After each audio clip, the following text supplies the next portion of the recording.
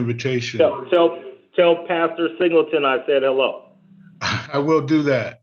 Thank you. All right. Thank Okay. you. Are you ready? Ready Yes, to go? sir. Whenever you are. Okay. Whenever you are. Let us pray. Dear God, we want to thank you for another day. We want to pray your blessings upon today's West Valley Water District Board of Directors meeting. We pray that you will give the directors wisdom and direction as they discuss the business related to the water delivery to the cities of Rialto, Colton, Fontana, Bloomington, unincorporated San Bernardino County, and Yurupa Valley in Riverside County. Bless all that they discuss in their meeting today. And I thank you for each one of them that's been elected to this position. We thank you in our Lord's name. Amen. Amen. Amen. Now, roll call of the board members. Secretary Ashek. Director Dr. Clifford Young.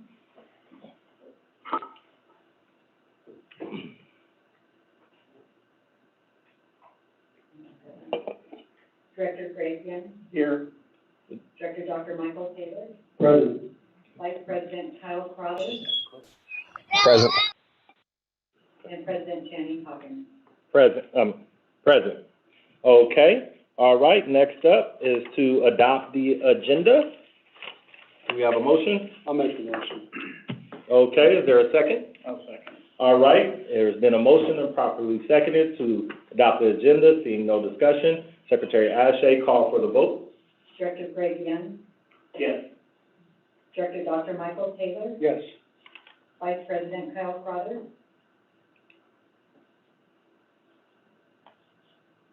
Mm-hmm. Vice President Crothers. Yes, I'm sorry. Yes, sorry. Okay. And President Channing Hawkins. Yes, and I think that's Cliff Young getting on the line now. Okay, moving on to public participation. Under the State of California Brown Act, the Board of Directors is prohibited from discussing or taking action on any item not listed on the posted agenda. In an effort to prevent the spread of COVID-19 and in accordance with the Governor's Executive Order and Order of County of San Bernardino dated March 17, 2020, there will be no public location for attending this board meeting in person. Members of the public may listen and provide public comment via telephone by calling the following number and access code. Dial 888-475-4499. Access code is 840-293-7790.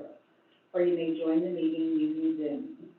Public comment may also be submitted via email to the board secretary, Peggy Ashe, at teggy@wvwd.org.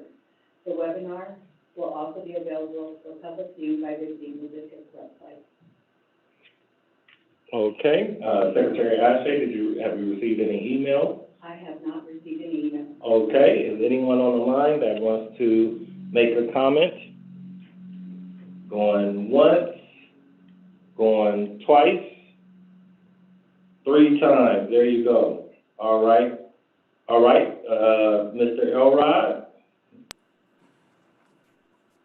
Yes, good evening, Mr. Chairman and directors.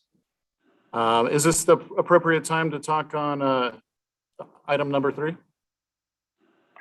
Well, when we get to the consent, yes, you can speak on item number 3. Thank you, sir. Good evening, Mr. Chairman and directors. My name is Jimmy Elrod. I'm a proud representative for the Southwest Regional Council of Carpenters. On behalf of the approximately 6,500 members residing within San Bernardino County, I speak strongly in favor of the proposed community workforce agreement. If approved, this agreement would provide the local skilled and trained workforce more job opportunities closer to home, which would allow them more time to be engaged with their families and spend more time and money within their local communities, rather than staring at someone's bumper sticker for 4+ hours a day. Additionally, this agreement would ensure that the project is built better and safer by craftsmen that have been graduated and currently enrolled in a state accredited apprenticeship program. This will also reduce the unnecessary rework as a result of shoddy workmanship and ensure that schedules are met on time and on budget. I respectfully ask that you and the board please approve this agreement and do so with the local skilled and trained workforce in mind. Thank you very much. All right, thank you. Any other public comments? Going once, going twice, 3 times. Okay, all right, no other public comments. Let's move on to, public comment is now, the general public comment is now closed. We are now moving on to presentations. GFOA Certificate of Achievement for Excellence in Financial Reporting, fiscal year ended 2019-2020. Good evening, President, board members, staff, and the general public. Tonight, I am proud to inform the board that West Valley Water District has received the GFOA Certificate of Achievement for Excellence in Financial Reporting for the 10th consecutive row. I can't express how proud I am of the finance team, the board members for their leadership for us to afford this distinguished certificate. The grading criteria for this, there are 16 categories that they've graded in. We've received proficiency in all categories. The news release that they've sent to President Hawkins, and I'll just read a small paragraph of it, says, the report has been judged by an impartial panel to meet the high standards of the program, which includes demonstrating a consecutive spirit of full disclosure to clearly communicate its financial story and motivate potential users and user groups to read the report. The Certificate of Achievement is the highest form of recognition in the area of governmental accounting and financial reporting, and its attainment represents a significant accomplishment by a government and its management. So, just wanted to say congrats to everyone, especially to our Director of Finance, Jose. Congratulations, Jose, and your team. Job well done. Here's the certificate up there for display. We're going to add it to our collection. Thank you very much. Great. Any comments by board members of the board? Just congratulations to staff on the job well done as usual. All right. Kyle, Dr. Young, Vice President Crowther. Dr. Yes. Taylor? Okay. Oh, anything to say about the GFOA award? Just congratulations to the staff, and you guys are doing an amazing job, and just continue the hard work. All right. All right. Anybody else? I just want to echo the same comments. Great job to the finance team. Thank you for your work. We appreciate it. Okay. All right. Moving on. Next thing is the consent calendar. Mr. President, I'd like to pull item 20 for a separate vote. Okay. Mr. President, with the exception of item 20 being pulled, I'd like to make the motion that we passed items 1 through 19. That's my motion. Okay. Is there a second? I'll second. All right. The motion's been moved and properly seconded. Seeing no discussion, Secretary Ashe, call for the vote. Director Dr. Clifford Young.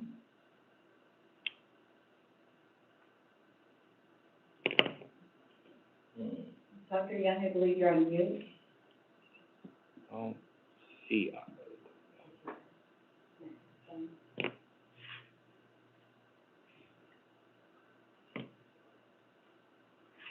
Acknowledging.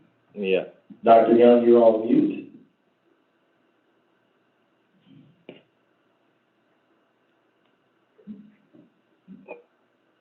Dr. Young, you're on mute.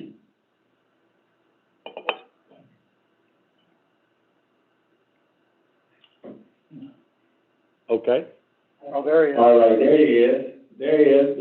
With that, I think he's got a little nice little trimmed up beard there too.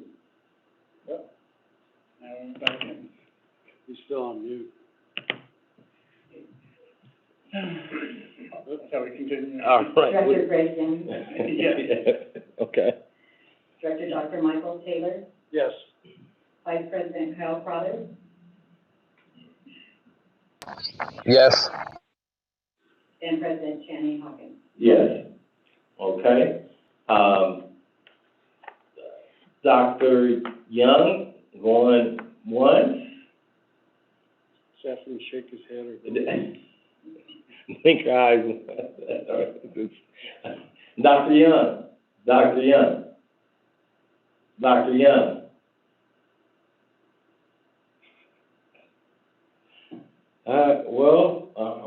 I guess we'll. He's still on. He's on mute. You gotta unmute yourself, Dr. Young. I'm Okay, there sorry. you go. I was on mute. I'm sorry. Understood. Well, What was the vote understood. We again? were, okay, yes, we got a yes. So 5-0, yes. All right. Moving on to, item number 20. I just wanted to separate vote because I'm. Oh, I'll make Okay. a motion that we pass item 20. What? Okay, all right. The item number 20, I'll second. it was pulled separately, okay. It was moved by, Dr. Taylor, seconded by Vice President Crowther. Unless there is discussion, Secretary Ashe, call for the vote. Director Dr. Clifford Young, Yes. Director Greg Young, Abstain. Director Dr. Michael Yes. Taylor, Vice President Kyle Crowther,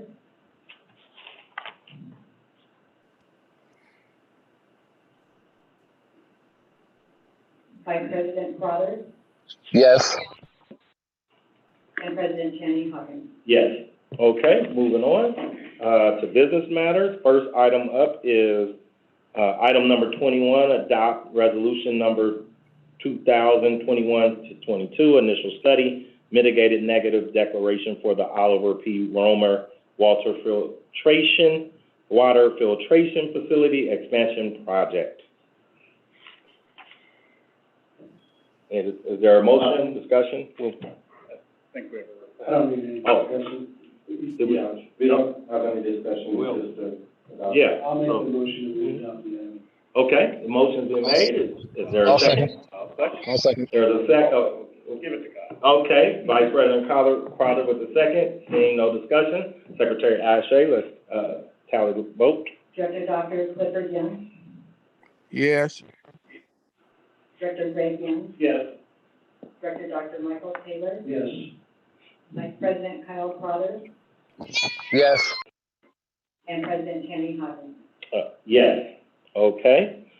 Moving on to item number 22, Lennar Homes request for reduction of development impact fees.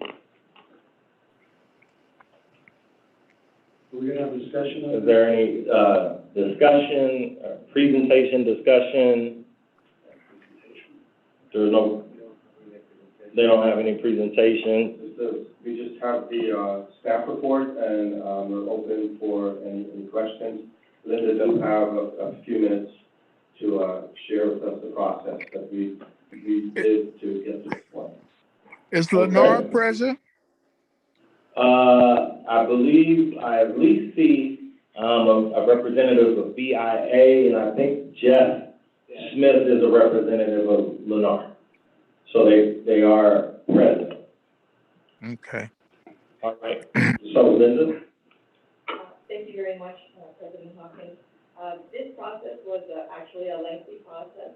We finished the water facilities master plan, which is the document that we use to provide information for the development impact fee study or capacity charge study.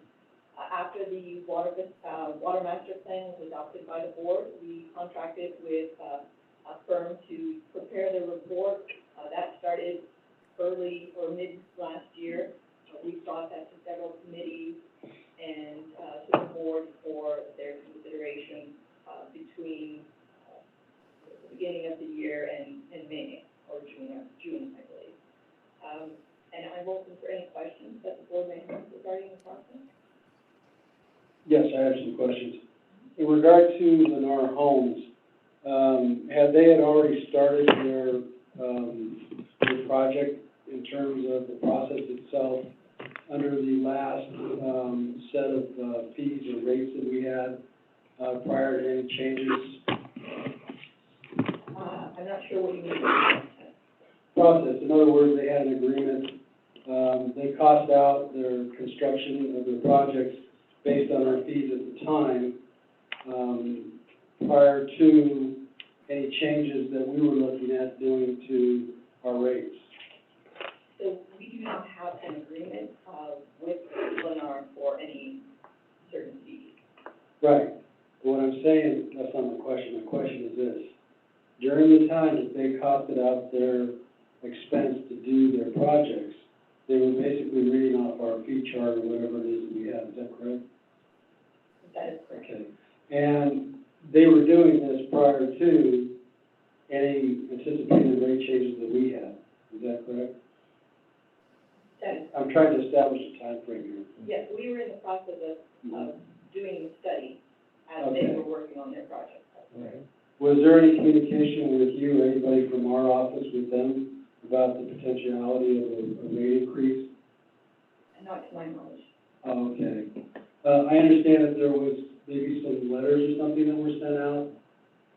Is that, none of that happened? No. Oh, okay. All right. So basically, it was just the board that got together once the rate impact study was done, and then decided to increase the rates, even if there was other projects that already had been started. Is that correct? Yes, we have right now 60 different projects in, Right. that we're working on. Oh, okay. Were these started before or after the rate fees were increased? Some of them have started before and some of them have started after. Have any of them complained about the rate increase? We've only received the letter from the Lennar Home. From the only ones that can tell you about it? Or at least stated that they weren't exactly, too happy with it. Okay, so I think my question is this. What are our intentions to do tonight with this? My concern is this, is that when you have a company or a company as large as like Lennar or some of the other ones that are developers, and they do their study based on the impact fees that we have at the time, they don't have any knowledge that we're doing this. I do know that we did public presentations and all the required things that we're supposed to do by law. That part I get. It seems to me that there should have been some special reach out, I would think, to these companies that we do business with, just to give them an idea that something's coming, it ain't gonna be too cute. And, I don't think that we did that. Morally and ethically, I have a problem with hitting them after they've already, either broke ground or started work, because they cost it out based on the fees that they thought we were gonna charge them. And then in the middle of the game, we change the plan and say, no, this is what's gonna cost you now. And the cost is pretty significant. I think it's in the millions of dollars that they're gonna have to pay, as far as increases, with our new rate increases. Is that correct? Yes, that is correct. Oh, okay, so that's a lot of money. I know they're a company and they do a lot of, they do a lot of business and they do well, but that just seems, it almost seems excessive to me, in that sense. My thing is that, anything that starts after we implement our rate increases would be fair, to any company, including Lamar. They would have to. Mr. President, But I'm almost done, Cliff. Give me a second more.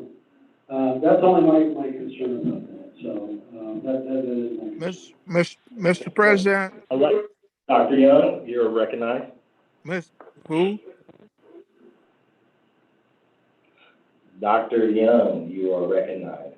Thank you, sir. I have a couple of questions. Primarily, my question has to do with when we were preparing the study and came up with the recommendations for the study, at any time during that particular time that we consult with our development community. No. What was his question? I said, at what point did we consult with our development community? Well, I don't know, If you can answer that regarding No, consultation. I'm asking the question. I know, I believe, I know what I'm, asking staff You to want me answer to repeat the the question? No, I'm just, can you please answer the question, Mr. Udesky? So the development community was notified based on our agendas for our different committees. Mhm. We did not reach out to any particular developer. As I mentioned, we have several, and we have developers that we don't even know are going to be coming to us. So it's very hard to kind of reach everyone. But we do know the developers that we work with on a constant basis, Yes. and We did during not really. the study process, and the adoption process, we did not attempt to let the development community know what we were doing, particularly those that we did know, and give them an opportunity to come to the table to discuss what their concerns are. They had the opportunity to provide comment at all of the board meetings and all of the committee meetings. I understand that's anybody paying attention to public agencies do that. But I said, did we do anything to reach out to them beyond the public board meetings and the published agendas? And this got late on the agenda anyway. It did not get on the agenda until we had made decisions to recommend it to the board. During the study process, it wasn't on any agendas. Well, Yes, it was, sir. It was? Which one? It was on the engineering committee and finance committee. I mean, we studied this item, how long, 6 months?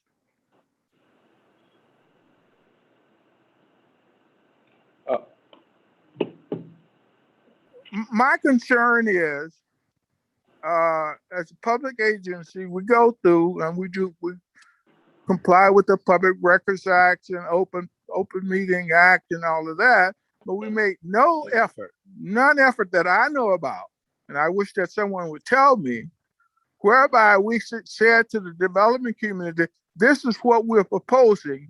What do you think about it? well. What the fuck are you laughing about? That's what public agencies do. Wait, Dr. Young, you're gonna, John, if you could go ahead and put him on mute for a second.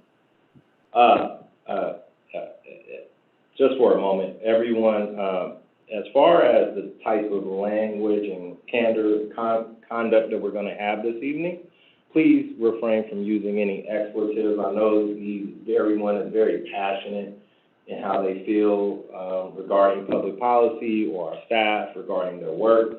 If I could ask everyone to attempt to their best not to use, expletives and things of that nature. That's all I want to say. Can you please unmute Dr. Young? Okay, Dr. Young, you can unmute yourself now.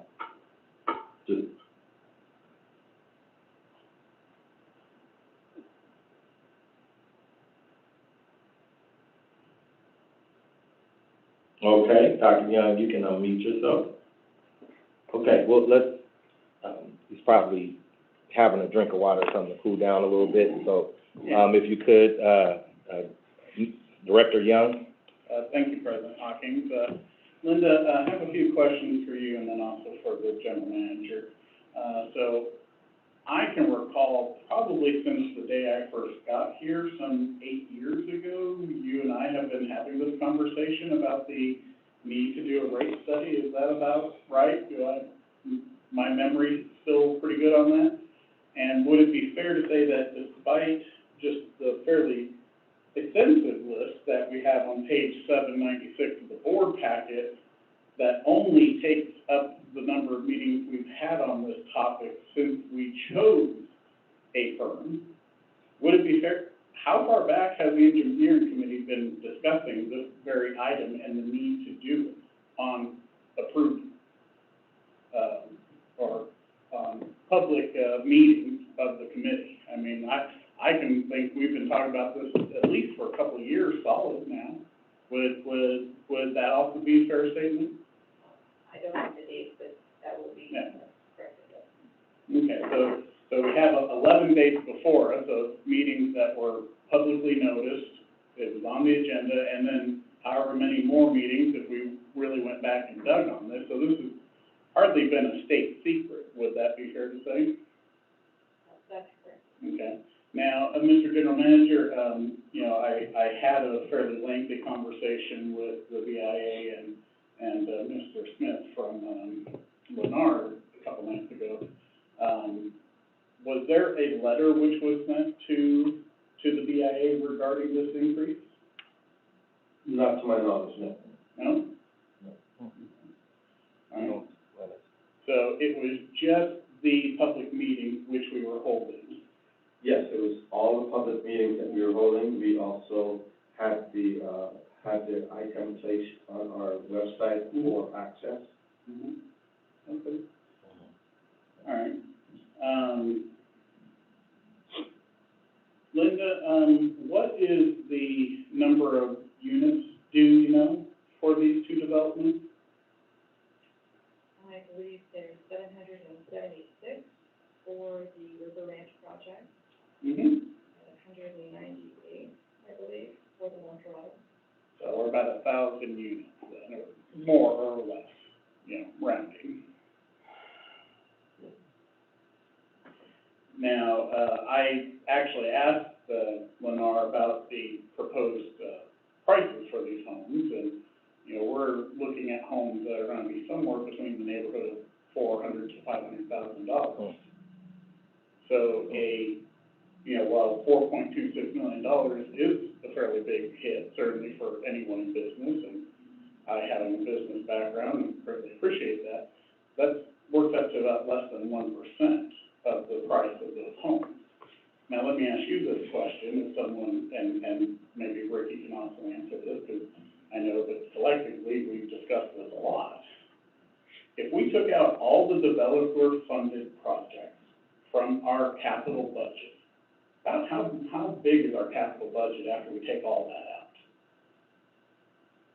And you can give me a range. I know it fluctuates here and there. Currently, our capital budget, Jose, if I'm speaking correctly, we have about $20 to $30 million. But after you take out all the developer ones, how much of that is funded just by the district? Probably about $3 to $5 million. So essentially, what we're being asked to do here is basically throw out an entire year's worth of capital budget, because now we're gonna have to eat that $4.26 million somewhere. So that could be the difference between an entire capital budget. Wouldn't that be right, Linda? Well, that would be correct. Okay. Good assumption. Okay. I had a very good conversation, and I do share some of the frustrations with the BIA that perhaps there could have been a better effort to maybe communicate to them, but they freely admitted to me that they dropped the ball too. Now, Linda, remind me, because as you said, we have like 63 developments or however many going on. But I can recall that before we even passed this out of the engineering committee, we had two developers come to us who had already seen what was coming, and they wanted to pay up in full at the existing rates. Is that correct? Beforehand. Yes, we had requests for similar situation for developers. But developers out there in the world saw what was on our agenda. We hadn't even taken it to the full board yet. We hadn't done a full public hearing yet. This was still in committee, and they already came to us because you reported to Kyle and I in the committee that they saw that we were doing a rate study and we're getting ready to raise rates, and they're like, hey, we know we don't owe you all this just yet, but can we pay it now? And you know what? Kudos to them for being, aggressive and being diligent and watching. and, you know, I sympathize for the situation that Lennar and the BIA are in, but we already passed this. I mean, this is not something we just rolled out of bed one day and decided that, you know, we're just gonna raise rates. Again, this is something we've been talking about since I first got on the board. This has been the cumulative work of staff for at least 2+ years. I mean, even more if you factor in, as you mentioned, that before we could even do this, we had to do an updated master plan to figure out, okay, what exactly do we need infrastructure-wise? And now let's figure out what that's gonna actually cost us. And while costs have gone up on the developers and the builders, that same cost has gone up on us as well. And, you know, and gentlemen, I mean, you all got a copy of it, but if you look at the study, we were grossly undercharging. Now, our fees are not here to make us rich. It's simply to say, if you're gonna develop in our district, this is what it costs to provide the infrastructure for that development. And if we do not charge that, somewhere that cost has to be paid. So the question is not, okay, are we going to not charge Lennar $4.26 million? Who's gonna pay for that? Because it's gonna cost us that. So either they're gonna pay for it and pass it along to their consumers, which again would work out to about $4,300 per unit, which on a $400,000 to $500,000 home, again, is about 1%. Or we're gonna pass it along to every other ratepayer in this district because we're gonna have to absorb that cost. And as I had a very frank conversation with Carlos and Jeff, and again, we, I think, had a very lively back and forth, and again, I'm very sympathetic to some of their concerns, particularly on the fact that maybe noticing could have been handled differently. But the reality is we've already approved this. It's done. Now really the question before us is, are we gonna have a rate increase or not? Because we just can't give out special exemption. So either we're gonna basically kill our increase, in which case we are setting up ourselves for long-term failure, or not. Because one way or another, this is what it cost us to build in 2021. Our previous rates were for 9 years ago. And the whole world is different. The whole world is different than it was a year and a half ago. So for me, I'm just, while I'm sympathetic to their frustrations, particularly about the fact that someone could have at least asked them, you know, hey, by the way, have you seen that we're getting ready to raise rates or something? But that doesn't necessarily mean that my ratepayers in Bloomington should have to pick up that additional bill. And sure, they're not going to get a bill for $4.26 million. But what's going to happen is if we give this exemption, is that we're not going to be able to do maybe some of the other projects that we want to in the other districts now, because we now have to subsidize this development in a sense. So that's kind of where I am. I understand some of my colleagues' concerns, and again, as someone from a business background, someone who used to work for a developer, a former congressman, someone who actually worked in real estate too, I'm very sympathetic. I understand their concerns, but at the end of the day, who should pay for this? That is the ultimate question. Should it be the people who are actually going to use this infrastructure, or the people who aren't going to use this infrastructure? Because that's really what it comes down to, is that if you pass it along to the consumer, they're the one who's going to ultimately be using this infrastructure. But if we don't pass it along to them, and everybody else is now going to have to absorb it one way or another, either directly or indirectly, well, how can I look to someone in Bloomington who lives in a home a fraction of that value, who would dream of a house like that, and say, well, you have to kind of subsidize people up on the north end? I mean, most of our district is what they consider a disadvantaged community, and this is kind of rob from the poor and give it to the rich, almost. And that is something which I just can't really get behind. You know, but I appreciate staff answering my questions, and, you know, again, I think that in hindsight, maybe we could have communicated a little better, but I don't think that that necessarily absolves us or shifts all the liability back to the ratepayers either. And again, other developers saw the writing on the wall and said, can I get in while, you know, before y'all raise the rate? And again, that's business. You know, so thank you, Mr. President. Okay, all right. Are there any other comments by members of the board? Or? Yes, I have a couple. Yeah, go ahead. Yeah, go ahead, Kyle. Well, let Kyle. Okay. Thank you, guys. I won't take up too much time. Dr. Taylor had mentioned something about ethical and morals. I couldn't agree more. I was one of the first ones that said, I think we need to hear what these guys have to say. And, you know, I'm all about, you know, doing good business and helping out small businesses and even big businesses and just making sure everybody gets along. Because at the end of the day, these builders and our district have been here a lot longer than I have, and they will be here long past when I'm gone. So the last thing I want to do is anything that could disrupt any kind of business relationship between the two entities.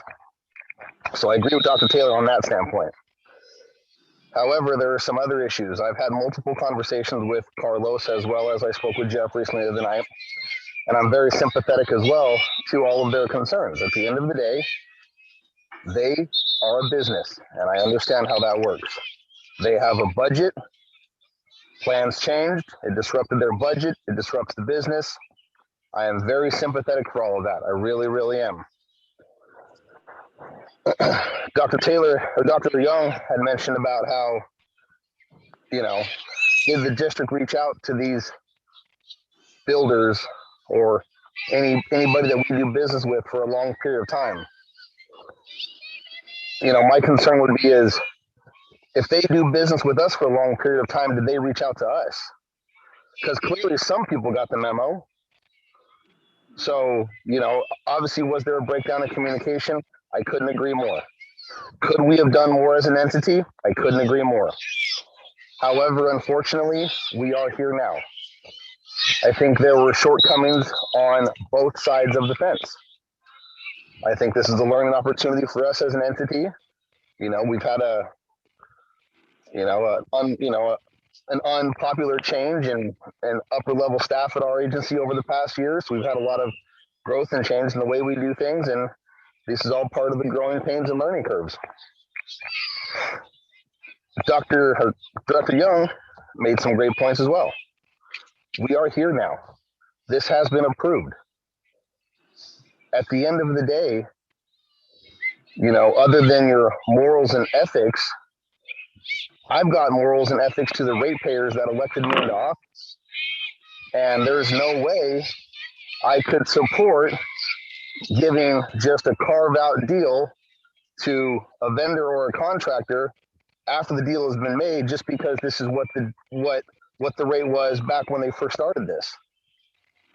Because at the end of the day, like Director Young said, even if this particular fee isn't going to come out of the current ratepayers' pockets, well, yeah, it's going to come out of a future ratepayer's pockets, the one's buying the house, but the cost down the road to repair and replace all this stuff is going to come out of our ratepayers' pockets.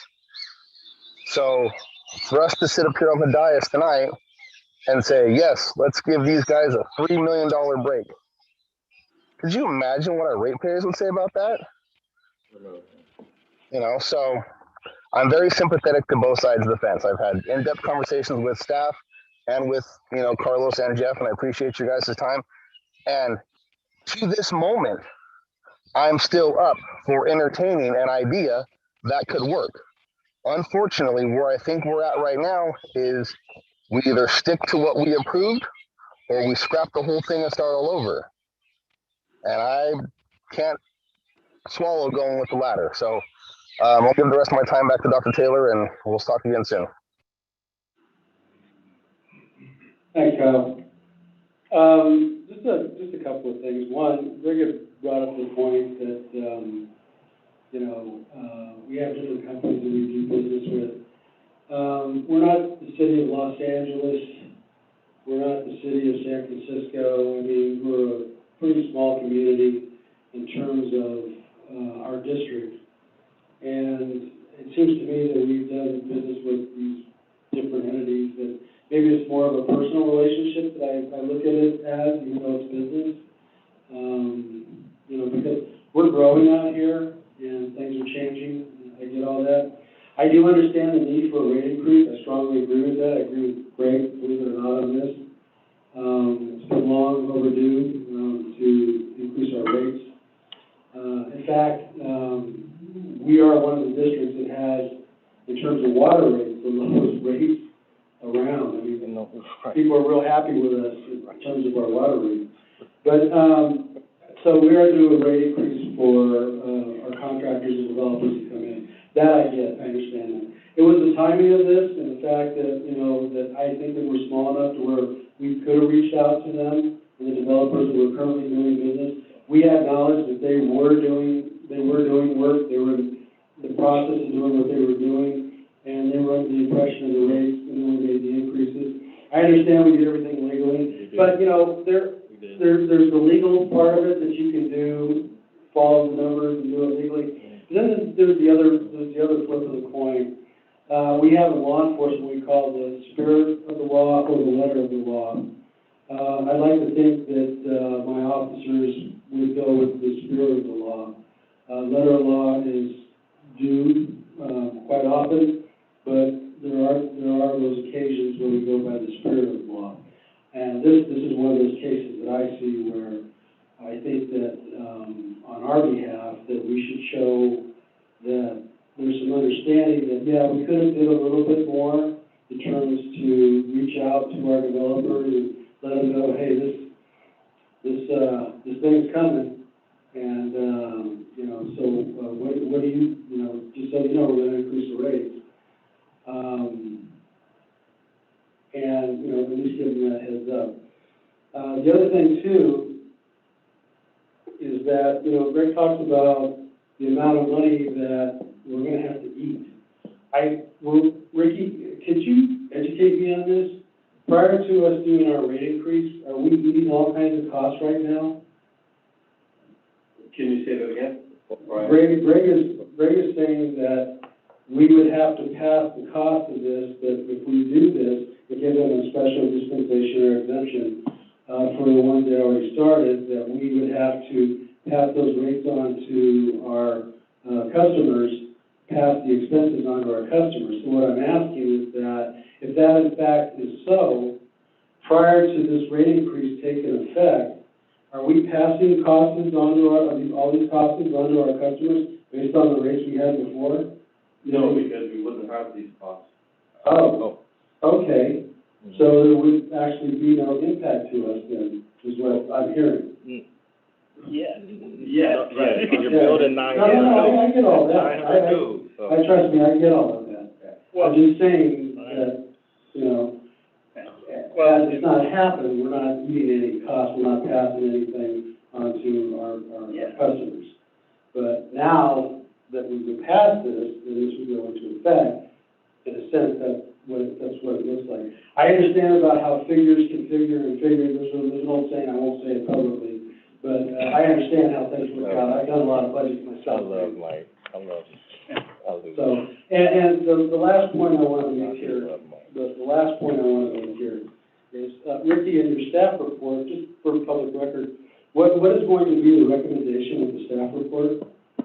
There are two options that we've listed on the staff report. Option number one would be respectfully decline the grandfather request and direct staff to continue with the implementation of Resolution 2021-11 that was already adopted by the board. Or option two, to direct staff to prepare a subsequent resolution to grandfather in the two developments, the Montecito and River Ranch developments, which will place a $4.26 million burden on existing ratepayers. Okay, and one last thing, I just want to make it clear that your staff has done a great job. Linda, you've done a great job, you and your staff, and the recommendation to increase our rate is well overdue. And I wish it would have went into effect a long time ago, but unfortunately, things happen around this place over the last couple of years that, it just wasn't able to happen. So I get that. I'm not pointing fingers at anybody. I just want to make that clear, because our staff works hard and does great work. In this one situation, when it came up to me months ago and I heard about it, I'm like, well, what's the right thing to do? And to me, the right thing to do is to honor what we had when they started and then to move on from there. So with that, Mr. President, I turn it back over to you. Okay, unless there's any other comments, I haven't had a chance to make a comment yet. I've had an opportunity to kind of, I had a brief conversation with the folks from BIA and Lennar. It was my first opportunity to kind of meet with them. I think, I understand their concern regarding whether or not the level of profit that they're going to make from this particular venture.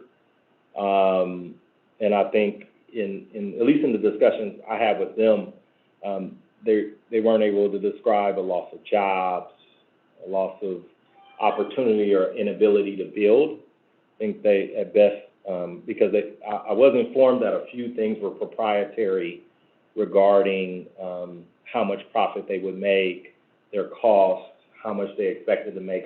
When I kind of asked those questions, I was informed that was proprietary information that they couldn't divulge to me, and that the only information that I could receive is that it'd be a reduction to their profit margin. And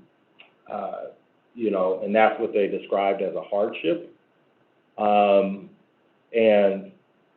In balancing that circumstance, at least with the information that I received, I didn't receive any more information than that. I had taken to the same concerns that my colleague, Greg Young, had regarding, well, who's going to bear the burden, right? And who really is going to be experiencing hardship. When I was and we've been good partners to BIA. I think our board supported BIA organization, their water conference, and the developers in this area. I'm not sure the exact amount, but we were the sponsor of the lunch. And the lunch was about water affordability.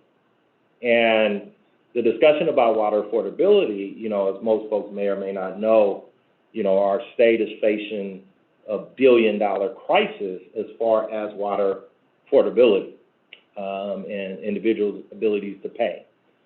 The California Water Resource Board did a report.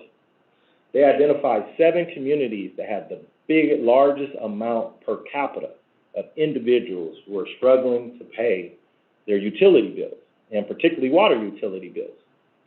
And at that conference, in preparation, the morning of, our staff being very diligent, I want to thank Mr. Van Jew, I want to thank Nasim Faruqi. One of the things that was identified is one of the 7 communities out of literally thousands in our state, Colton. City of Colton is one of the 7 highest inability to pay their bills. These are individuals in what is considered in every metric an underserved and community where economically, whether it's water purity, quality, whether it's air purity, quality, jobs, this is one of the poorest communities, one of the most disadvantaged communities we have. And when I talked about that at BIA's conference, I thought that it was something that was understood. And so to go fast forward a month later, and we were talking about rates and who's going to have to pay the rates, these individual ratepayers that live in the communities we represent, or Lennar Homes. And I feel sorry for them. And I know what a hardship is, and those families in Colton, they're facing a hardship. It is well documented. It is not proprietary in nature. It is for everyone to see and to know. And I find it difficult in this situation where we followed the letter of the law. We did everything to give notice. And I do want to put it in the public record regarding exactly what West Valley Water District. And if there's some information that I can have that can refute it, but I do want to make sure it's read into the record this evening. Everyone, if you have a packet, it's on page 795. You can look. It lays out October 1, 2020, there was a board meeting where professional services agreement and task order number 1 with Robert Niehaus, Inc., for preparation of a development impact fee. That was public opportunity number 1, at least most recently, according to my colleagues, has been a discussion for several years. February 10th, 2021, Engineering Operations Planning Committee presentation by Robert D. Niehaus, Inc., Development Impact Fee Study. That's the second time. The third time, a presentation to the Finance Committee. The following day, February 11th, the Development Impact Study fee to the External Affairs. April 6th, Special Engineering Operations Planning Committee considering the draft Development Impact Fee Study.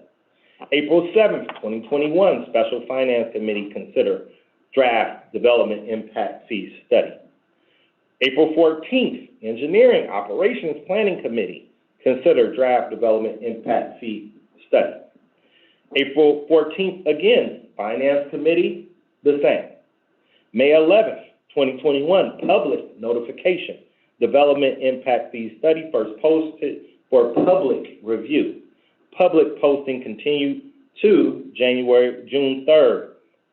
May 20th, board meeting, consideration of resolution. May 22nd, special board meeting, consideration again. June 30th, final adoption.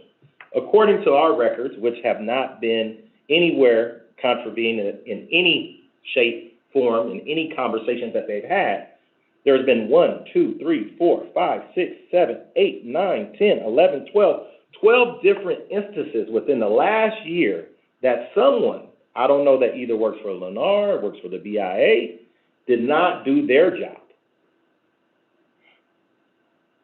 Ladies and gentlemen, there is someone who didn't do their job. And so our job now is to do their job for them by making the people in Colton pay $4.2 million without really a description of what a hardship is. That is hard for me to digest. It is very difficult because my fiduciary duty, unfortunately, is not to Lennar, it is to the ratepayers in our district. Unfortunately, it seems like a situation. I wish that whoever on your staff was supposed to be vigilant and diligent in their study and being aware and ensuring that they did their job. Hopefully, you'll have a conversation with them about how to proceed moving forward. But the idea to even imply that West Valley Water District didn't do its job when other developers, maybe you need to go ahead and headhunt some of their staff, did their job. And I've met with developers, as a matter of fact, the one for this project. And, you know, when conversations about going from having a full-blown park was had, that was not something that was entertained. When conversations regarding speed bumps were had, that was something that wasn't penciled in the budget. And so now we're supposed to now put this on the people of Colton. And I know our staff here. I know Linda. I hear from developers all the time about the great experience they have and the level of professionalism that our staff has in engaging and working with them. And so the idea that you didn't receive professional, legal, and appropriate treatment that's very difficult to digest. So with that being said, I'm not going to be one that is able to support this item. I hope moving forward we're able to communicate more effectively and work more vigilantly, but without a description of a hardship that can demonstrate how the people in one of the hardest hit, economically depressed area, disadvantaged area, I have to have significantly more information for me to understand why they should bear the burden. Why they should bear the burden. Because the case has not been made. The case has not been made regarding how in those 12 times over the course of the last year, why individuals who were responsible were unable to do their job. So, ladies and gentlemen, I am informing you, when the vote comes, I will not be voting to overturn this fee. I will not be. So, I'm not sure if there's any other discussion, but at this point, okay.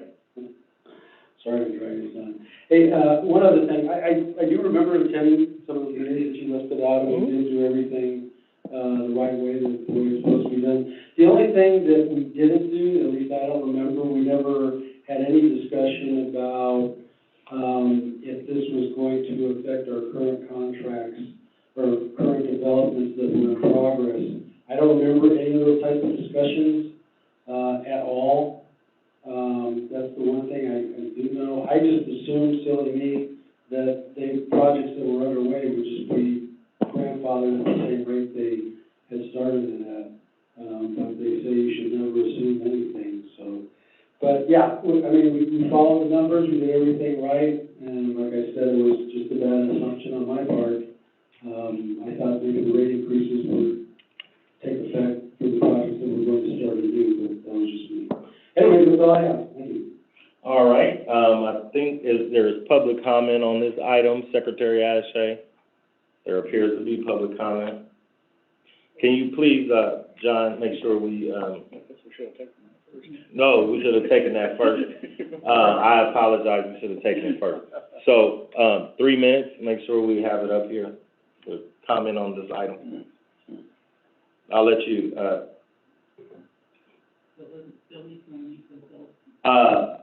Carlos or Jeff, I don't know which of you, want to go first? Thank you, Mr. President. I'll go ahead and lead off. Carlos Rodriguez with the Building Industry Association, Southern California. $255 million and 58% increase. I would think after 15 years of the water conference, including having the president, your very own president, speak at that conference, and the 12 times that there were no comments from BIA, that it would have dawned on the public affairs director, who I've known for 10 years, who sat in meetings with me in development impact fee meetings in Victorville 10 years ago, that at least we would have gotten, as I have his cell phone number now and he has mine, we would have gotten one call, because we've demonstrated how engaged we have been since we found out about this issue. That said, the BIA Southern California respectfully requests to consider an alternative grandfather exemption for further study at the Finance Committee. Specifically, we request that the board direct staff to study a BIA alternative industry-wide proposal that would grandfather or exempt Lennar or any other project with water improvement plans submitted for plan check prior to the implementation of the June fee. The criteria of submitted water improvement plans to qualify for the exemption makes sense, as it indicates the timing of the project is imminent to construct, and significant capital expenditures have been made. This was our initial approach, and we were only shifted to a project-specific exemption based on the recommendation by staff in our one and only meeting with staff in June.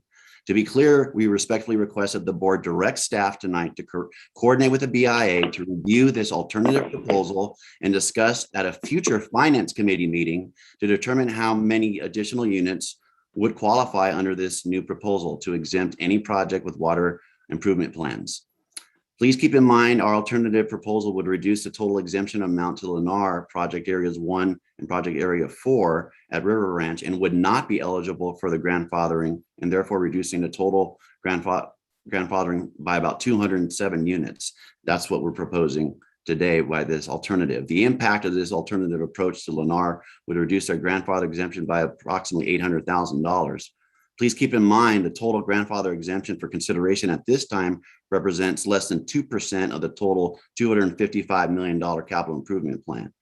We also strongly disagree that our proposal would be a burden on current ratepayers. That is a false and we seek to clarify this issue further at the Finance Committee. Our contention is that the grandfather exemption would only apply to future impact fees paid exclusively by new development and not existing ratepayers. Finance Committee can also clarify if there would be any reimbursements made under this new alternative proposal. We simply have too many unknown facts for a decision to be made on an alternative. We ask that the board direct staff to study this matter further in coordination with the BIA and the Finance Committee. All right. Thank you for your Thanks for your consideration. time. Jeff, you have 3 minutes. Thank you, President Hawkins and member of the board. My name is Jeff Smith with Lennar. I just wanted to echo the words that Carlos mentioned, and just regarding our disappointment at the lack of engagement with the building industry in Lennar, just considering the magnitude of the increase. And Lennar, we may not be a private citizen, right? But we are a corporate citizen, and we are one of your constituents. We feel like the board does represent us, just like you would with a brick and mortar store or with other residents in the community. And we've long enjoyed a mutual beneficial relationship, collaboration. There's many issues that we've spent years working on and good faith and finding win-win solutions. And Linda is awesome. I do agree with that. Somebody said that out there. So we've always found win-win solutions.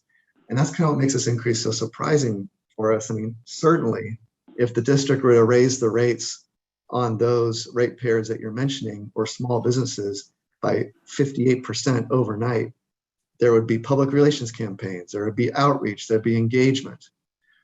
I don't think you would hear statements like, well, the rate is only 1% of their income, or they can raise the prices on their goods, or we noticed them, right?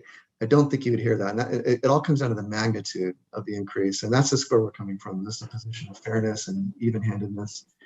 And we certainly respect the financial condition that the district appears to be in. And we do want to mention that this year alone in 2021, we plan on paying over $8 million in connection fees, which is actually more than what was assumed in the fee study.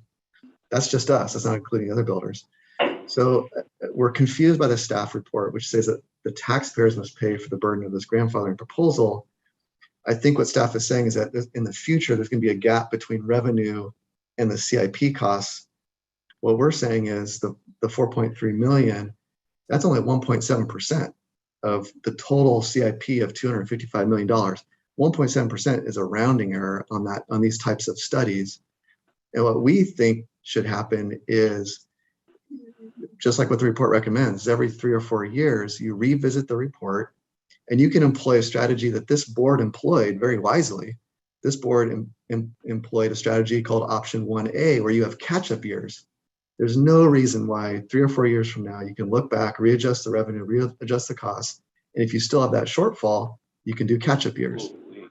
So certainly there's an ability to overcome a 1.7% variance, and certainly as within the margin of error.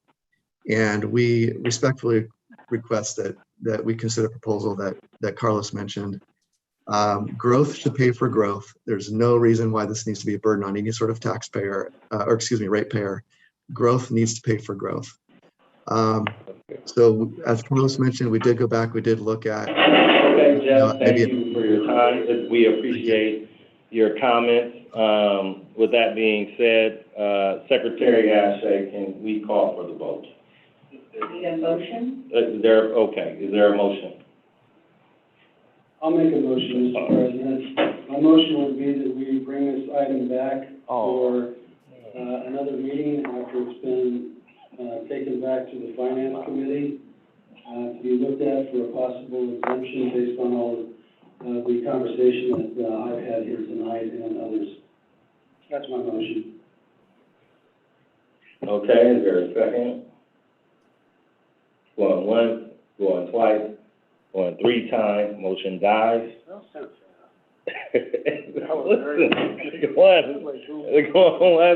All right, is there an alternative motion? Is there another motion on the floor regarding this item? Let me make sure we have it properly named. Item number 22. There was a motion I'll make the motion to deny Lennar Homes' request for a reduction of developer impact fees. Is there a second on the motion? I'll second. All right, there's a second. Is there any discussion? Going once, going twice, going 3 times, no discussion. Let's call for the vote. Secretary Ashland. Director Dr. Clifford Young, Director Young, Dr. Young, going, Dr. Young, going once, going twice, you're on mute, Dr. Young. going 3 times, Dr. Young. So Secretary Ashe, I slowed down enough that time. So Secretary Ashe, let's go on to the next person. Director Grady Young, Voting yes to deny. Mhm. Director Dr. Michael Taylor, I'm voting no, not to pass it. Vice President Kyle Crowder, Yes. and Okay. President Kenny Hawkins. Yes to deny. All right, thank you all for your time this evening. It was good, discussion. Moving on to review, discuss, and select redistricting service firms. All right, staff, how do you all want to do this?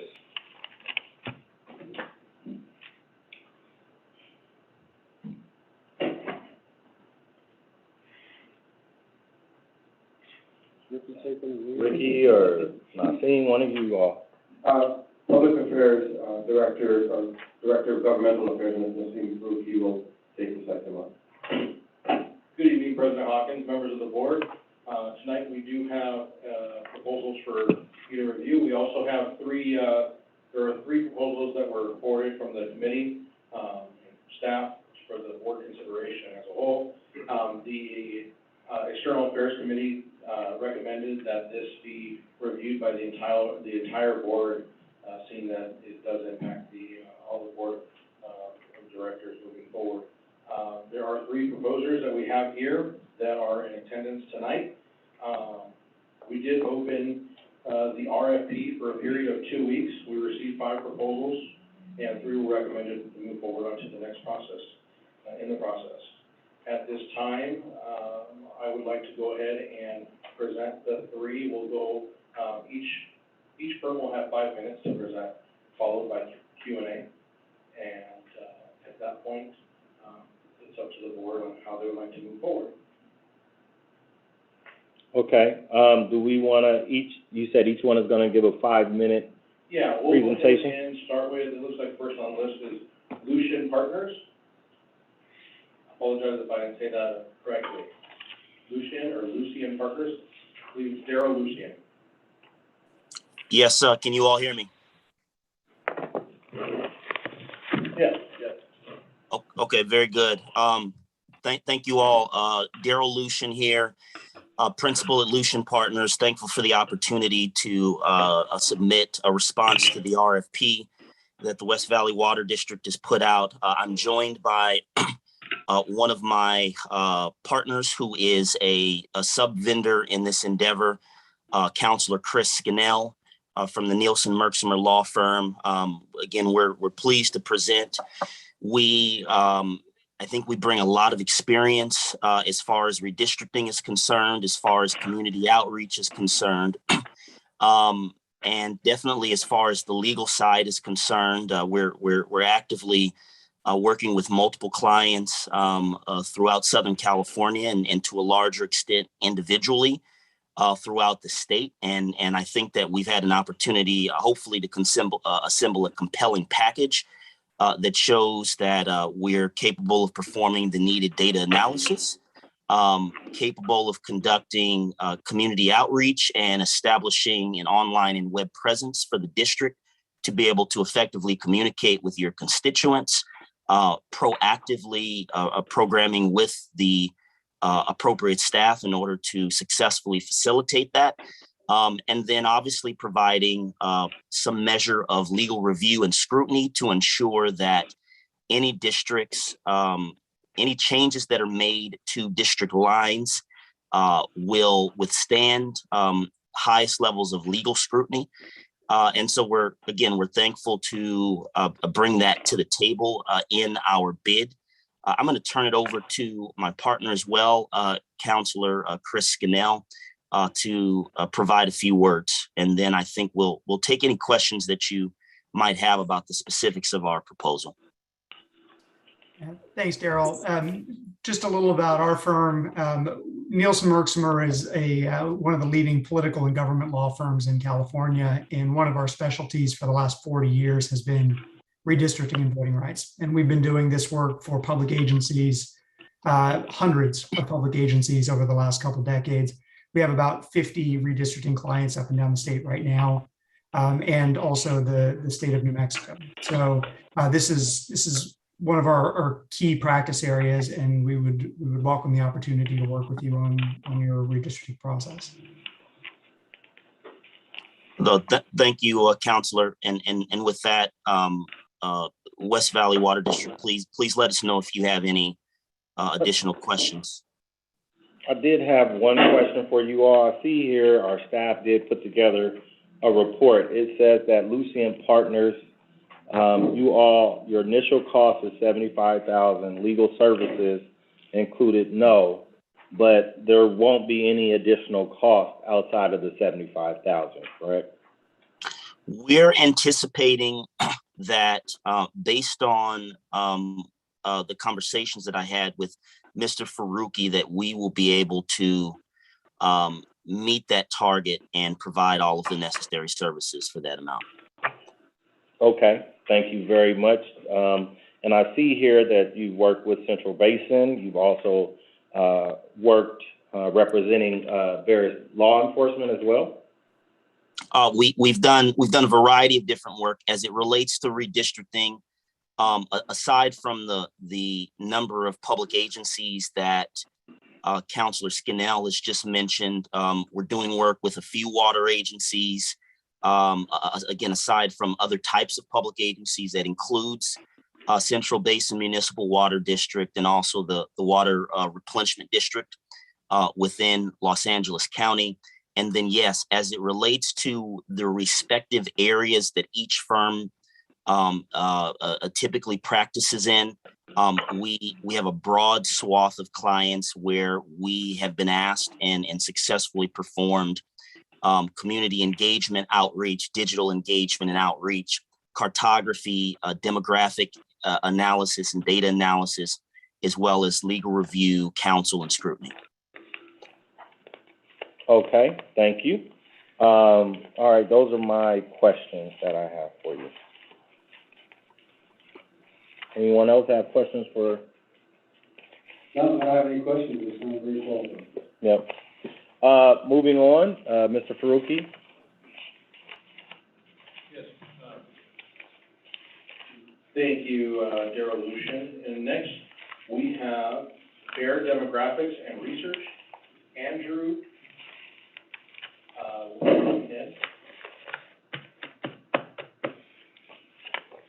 can't see what the title. Okay.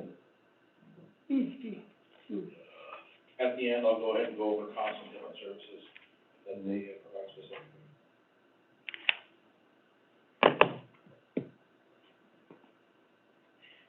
Andrew, we're going to go ahead and give you 5 minutes. If you could please introduce yourself and just go over your proposal. Please keep in mind it is 5 minutes, and then following your presentation, there may be some questions and answers. Sure. Thank you so much. My name is Andrew Westphal, and I'm the principal and owner of Bear Demographics and Research, and submitted the proposal that you see before you. It's a pleasure to be with you this evening, President Hawkins and the rest of the board. In general, myself and my partner, David Ely, are redistricting experts. I've been doing redistricting work in the state of California since 1997.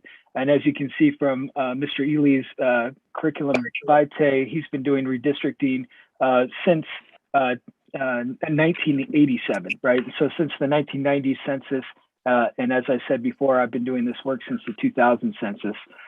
In the interim, as you can imagine, with redistricting, because it only happens every 10 years, I've spent the interim period working in state and local government for over 20 years. and have worked once again on redistricting projects from as small as the city of Bradbury in Los Angeles County, which has 921 people and has districts all the way to the city of Los Angeles, the Los Angeles Unified School District, and the state of California, where I drew a good portion of the state assembly map back in 2001. In general, you should know, board members, that there's been a tremendous amount of growth in the district. As you can imagine, because of the geography, the electoral geography of the district, not the service area, but the electoral geography does not match up with the census geography. And so because of that, these numbers are estimates. But in the 2010 census, the approximate population of the district was 73,856. Today's population of the 2020 census is estimated to be 86,298. And so what that means is that over the last 10 years, you've had about 17% growth in the district, and it will have to be changes to the board of directors district boundaries. In general, our process is such that we work directly with your staff, helping with the outreach, setting up the district's website, and providing all the information to do the public workshop and the hearings that need to take place throughout this process.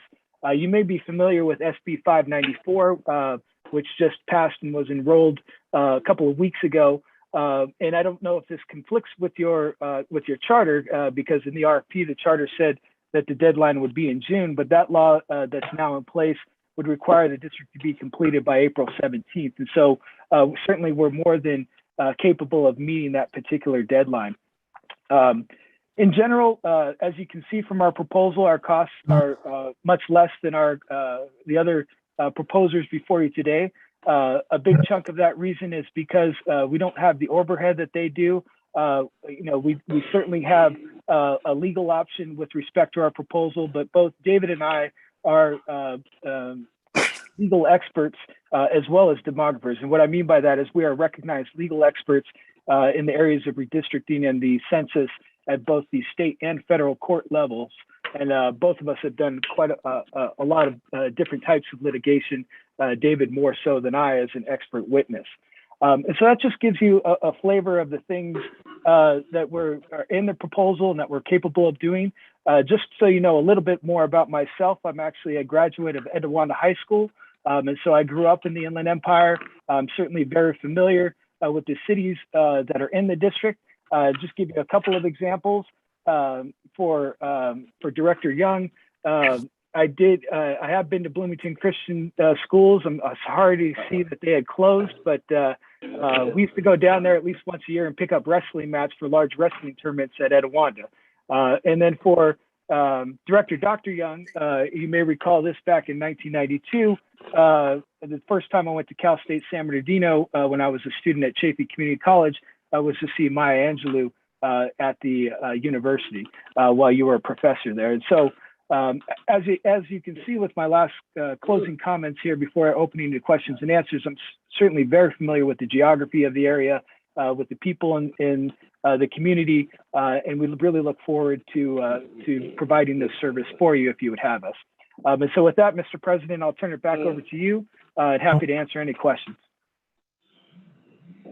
Go Eagles. Thanks, Mr. Westall, for your presentation. We do appreciate it. Now, I just wanted to ask two questions. Now, here you have the initial cost is $45,000, but the additional cost here is $40,500 plus hourly rates for demographic, mapping, technical services, and legal experts. So how does that work out? So what's included in this initial cost versus your rates? Sure, that's a great question, Mr. President. In general, the $45,000 cost is all inclusive of all the work that David and I would do. As you can see in the proposal, what you see are really options, and those are typically options that are picked up by larger jurisdictions. Give you an example, we're doing redistricting for the city of San Bernardino, which we're building their website for them. There's an online mapping tool that's going to be utilized by the city. and we're doing all the language translation for them. And so in general, when you have a larger jurisdiction like that, they tend to utilize a lot of those options or pick a la carte, as it were. Give you another example, we're also doing redistricting for the Chino Basin Water Conservation District just to the west of you. And in that proposal, we're doing, the base amount. We work with the staff to build out the website and give them all the content, but the actual build out of the website is done by the district. They're not utilizing an online mapping tool because they didn't feel that it was necessary. There wouldn't be as much public interest in something like that as opposed to, say, the city of San Bernardino. And we're not doing the language translation because they have people in-house, they have staff in-house that can translate things, in particular in that district to Spanish. And so the cost of the project is $45,000. All of these other things are options. We also can provide a full service outreach option. Certainly we'll work with your staff to do outreach and we'll help provide content for that. But if you want us to bring in an outreach consultant, we certainly have someone who can do that. Once again, it tends to be for larger jurisdictions, and that cost can range anywhere from $15,000 to $20,000. So it really is up to the board, in terms of these various options that you may or may not want. But certainly for a water district, the $45,000 would really cover everything that you possibly could need as a base. And really the rest of it would be up to you and whether you felt the public would be needing those things or once again, what your capacity is in terms of your IT for your website and so forth. Okay, thank you very much for that, that answer. Any other questions? No? Going once, going twice, going 3 times. Thank you, Mr. Westall. Mr. Faruqi, going on to the next presentation. We have, the next one is GeoNovo Mapping Solutions. GeoNovo is the only one that is not proposing to do any community outreach. Just to make you aware of that. Oh, like period, under no, like that isn't. Right. Okay. Like Mr. Westall, that's a part of the services you can get. And then Lucian Partners, that's included, but they're saying no. Okay. All right. So, GeoNovo Services, if you could. Hi, Lucian? No. Lucian, you're on mute. You want to go ahead and unmute yourself? And then if you wouldn't mind introducing yourself to the board, and then you'll have 5 minutes to present on your proposal, followed by questions and answers. Good evening. I'm the owner and CEO of GeoNovo. I have Alex Saenz, who is our project manager and senior consultant. And I have Jesus Garcia, who is our demographer.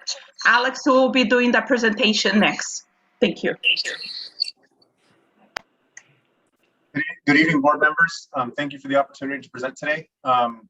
May I go ahead and share my screen to share our presentation, or do you want everything to be verbal only? Oh, you can. Sure. Share your screen. Go ahead. Please. Okay, perfect.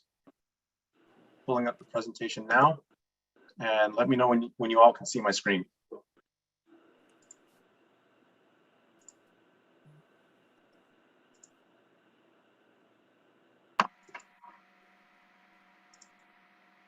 Are we good on the presentation? We cannot see your screen, Alex. Okay, hold on. Let me get that up here.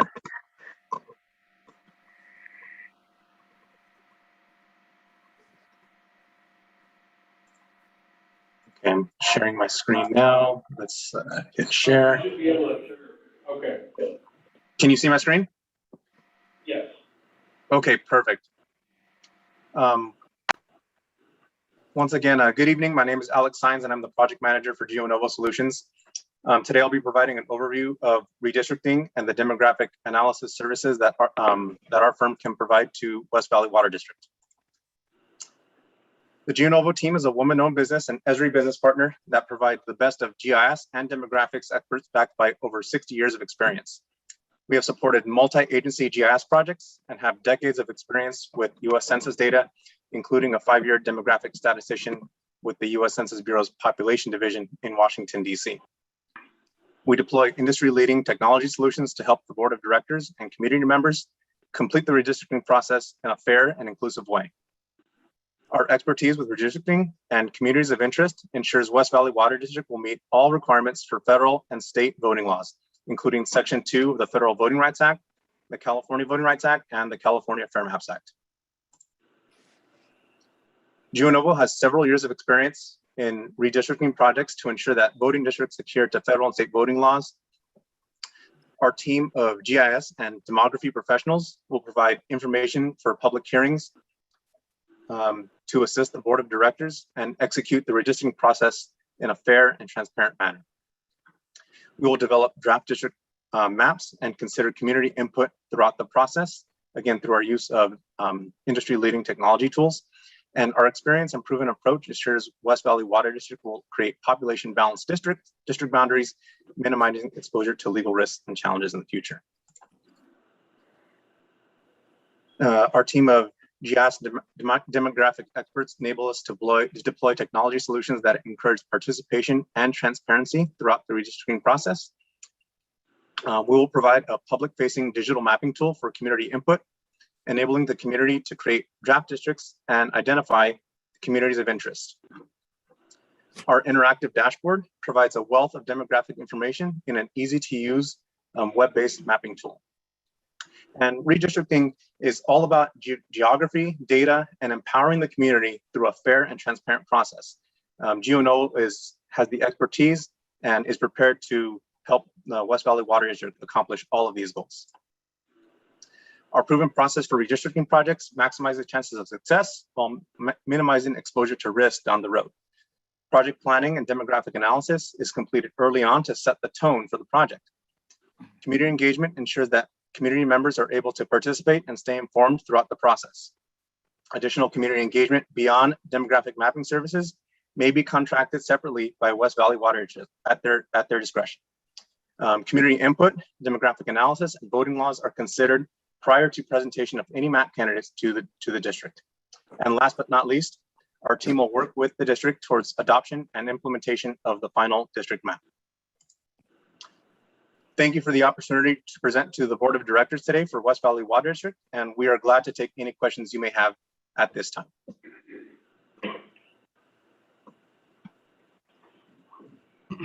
I see here regarding the amount, just to make sure that in order for us to have any public engagement events, that would be an additional cost above the $65,000.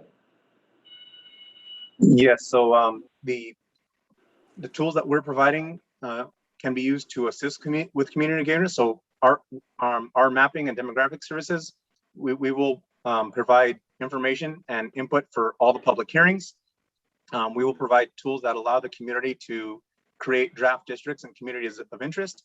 But for additional services such as public workshops or engaging with voter advocacy groups or other community members, those if the district would like to conduct those services or provide those services, those would have to be contracted out separately. Okay. Okay. All right. Well, thank you. Any other questions? No? Okay. All right. Just in regard to Lucian Partners, they're still on the line. We're going to go ahead and bring everyone back up. Okay. So in regards to the proposals, directors, I'm presenting all the three proposals to you. However, in regards to GeoNovo, one of the concerns that we do have is the not including a community outreach approach. As you are aware, it's important that we fully get involved the community. Over the past few years, we've incorporated transparency and accountability. And being transparent, I think it's definitely important and critical that we do require a outreach approach. With that, all legal services, every firm that proposed does, include their own legal services so that they can be able to defend. One of the things that I did communicate with, our, general counsel was that, and if he had any concerns about that, and, general counsel, I don't know if you wanted to make a comment. Yes, that's correct. Nassim did consult with me about that, and, election and, district and redrawing is not expertise of my firm. And so I thought it was a good idea as well, that these, organizations come with their own firms that have defended them before, that know them well, and they can do that work. So I think that's in the best interest of the district. Good. Before we, take a vote or any other questions, I did get a request for a small 3-minute break, just to, use the facilities, real quick. And so 3 minutes, we'll be right back. What would that be for? Well, I might as well take advantage of it.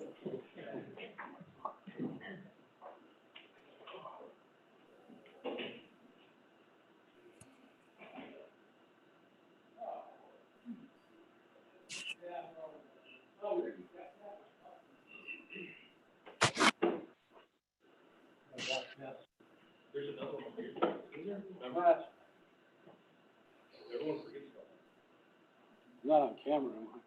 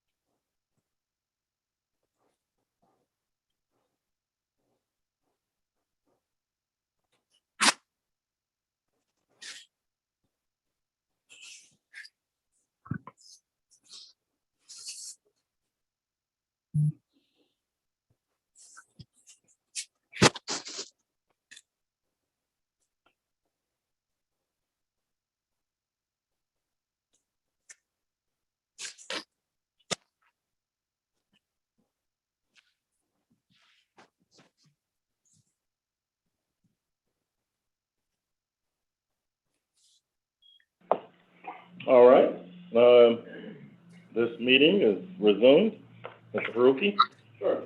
One of the other things that I also wanted to mention is, in regards to the deadline, as you are aware, if the board does end up having an election, selecting their election for the June primary, the deadline is December 15th to certify and approve all districts, divisions, I should say. Okay.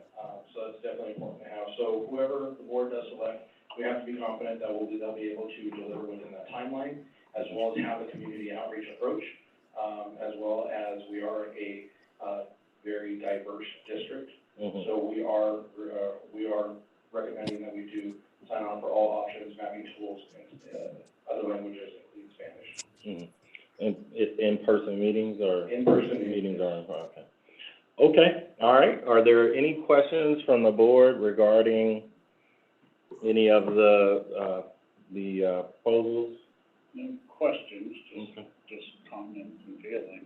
Okay. I don't know if you're ready for that. All right, let's go. I mean, I'll just go real quick, because I know we're all getting tired. It's a meeting, but I honestly read all three proposals. I think all three of them are all, I would say, very qualified. I was leaning towards one before, and now I'm kind of leaning towards someone else.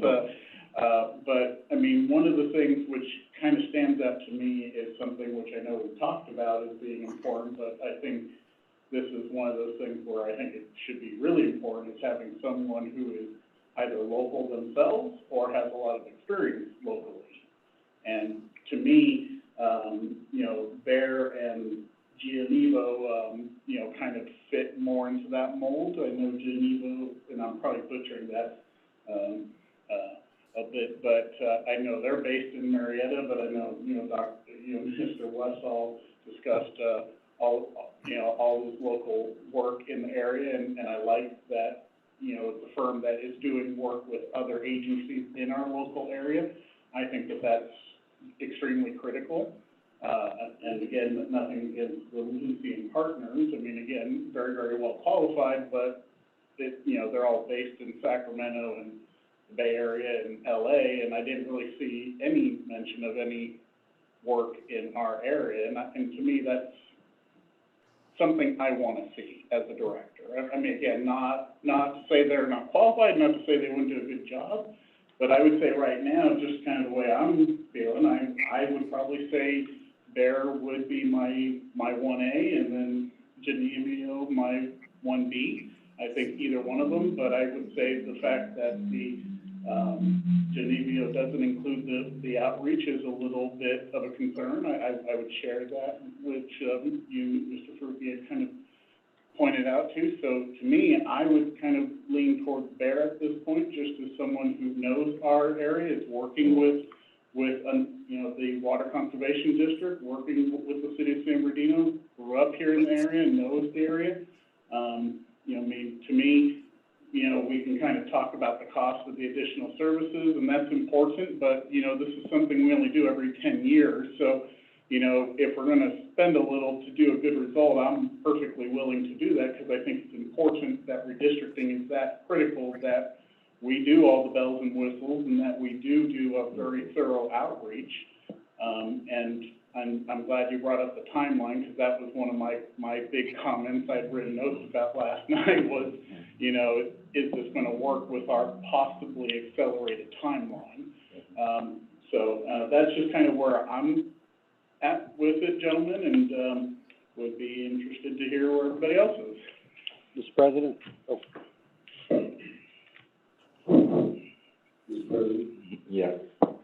You know what, after looking at all three of the proposals, they're all, like Greg said, well qualified. I do like the fact that one of them has some local roots here. However, I'm looking at it from a bigger standpoint, and I do like the fact that we do need outreach. That's an important point that Sue brought up. Community outreach, especially in our communities that we have, are ever expanding, and the more we can reach out to them, the better it would be to make this a project that the community is informed about. We all talked about people being informed in our community tonight. We know that's really important. Also, I like the fact that, one of them provides your own legal services, which we're gonna need. So out of the three, I really like Lucent, and, that would be the one that I would support. Not to say the other guys aren't great, I know you are, it's just, that one seems to be a better fit for us right now with what we're going through, at least in my opinion. Okay, thank you, Mr. President. All right, thank you very much. Any other comments, Mr. Crowther, Dr. Young? Hello? I don't have anything specific. I just want to thank everybody for coming out, and all the proposals look great, and everybody's very qualified, and I'm excited about the endeavor we're about to go down, and looking forward to moving on with this. Okay, and then Dr. Young? Can you hear me? Yep. Yes. Oh, okay. My preference is someone with local experience. Period. Okay. Okay, all right. So, My phone got charged up. oh, Mr. President, I'd like to make a motion. okay. I'd like to make a motion that, West Valley Water District go with the Lucent Company, to handle, the redistricting, process for us. That is my motion. All right, is there a second? What's the name of the firm, Mike? Lucent. I'll second it. All right, there is a motion, it's been seconded. Unless there's further discussion, let the Secretary Ashe call for the vote. Director Dr. Clifford Young, Yes. Director Greg Young, No. Director Dr. Michael Taylor, Yes. Vice President Kyle Crowther, Yes. and President Channing Hopkins. Yes. Okay, all right. What happened to looks like Greg? What happened to Greg? No. He voted no.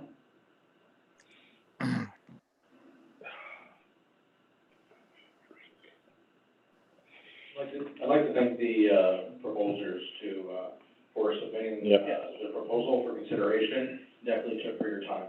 All right, and then item number 24, I'm not sure, I guess we need to vote on item number 24. Okay, I guess they put it on there. I guess we need to vote on, we're moving our October 7th meeting to October 14th. Yes. Because of the water smart, right? Yes, sir. Yeah, there'll be a conference, a big one that. So October 7th, moving our meeting from October 7th to October 14th. Is there a motion? I'll make the motion, Mr. President. All right, is there a second? I'll second, but can I just ask a clarifying question Yeah. as well? Would I assume that then on the next page of the agenda, you would be changing Yeah. the, committee meeting that normally meets that night? Yes. Just so the public's aware? Yes, Yeah. we'll reschedule, all of them. Mhm. And we just wanted to make sure everybody had notice. All right, and so unless there's further discussion, let's call for the vote. Director Dr. Clifford Young, Yes. Director Greg Young, Yes. Director Dr. Michael Taylor, and Vice President Kyle Crowther, Yes. and President Channing Hopkins. Yes. Now, moving on, that is the end of our, agenda. Getting late. So in regard to board member comments, I will reserve my comments for the next meeting. Greg, you can have my time. Yeah, man. I'll make it brief, gentlemen. Okay. First of all, just want to thank all the participants and everybody who came to present, although it looks like most of them already dropped off, but still do appreciate everybody's interest and time and their proposals. I would just say to staff, as far as with the Lucent partners, one thing which I didn't really see in any of the proposals, but I would hope that this would be a strong component, is obviously them spending time discussing each of the directors' thoughts as far as the redistricting, because they did mention the education piece for the directors, which is obviously very important, but I think it's also important to note that we're probably also one of the very big stakeholders in this whole thing too. And I know a lot of us have our own thoughts and concerns about what we want to see as a part of it as well. So I would hope that, that as we negotiate an agreement with them, that can be communicated to them. I mean, certainly I was very involved in the last MAPS, and I know that, you know, we adopted that 5.0, and I think I, for the most part, made everybody happy, and I have some of my own thoughts and concerns when it comes to redistricting, so I would love to communicate that to their people at the appropriate time. And with that, I'll just say thank you and good night, and everybody have a good one. All right, please ensure that director's request is adhered to. All right, so is there anyone else who has any comments? All right, Mr. General Manager. We have comments. Just one, congrats again to everyone, especially my finance staff for the obtaining the award, and have a good day. All right, Mr. General Counsel. Thank you, Mr. President. The board considered several matters in closed session, but they took no final action on any of those matters. Therefore, there's no reportable action, and that concludes my report. All right, thank you very much.